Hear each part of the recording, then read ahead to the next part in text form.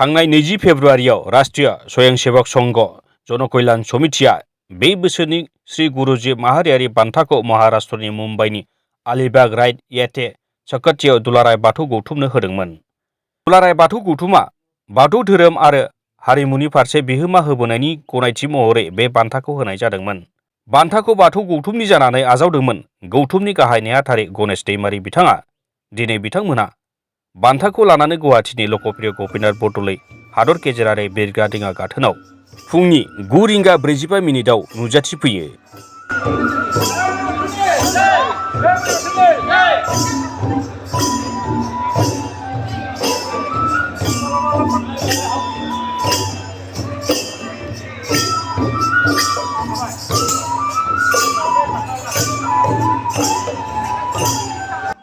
बिथांमोनखौ बिरग्रा दिङा गाथोननिफ्राय गुवाहाटीनि बाथौफुरियाव थानाय गाहाय मावखुलियाव बरायनानै लाबोनाय जायो। बे बरायनाय हाबाफारियाव बाहागो लादोंमोन गुवाहाटी जिल्ला आरो मरिगाव जिल्ला दुलाराय बाथौ गौथुमा।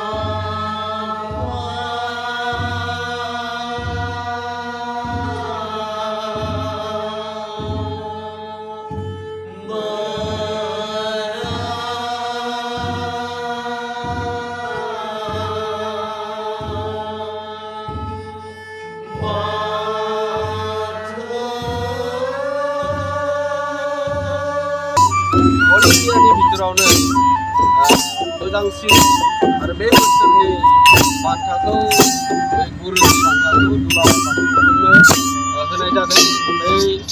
जोंनि थाखाय गौरबनि बाथ्रा, मानो मोनसे धोरोमारि आफाद हिसाबै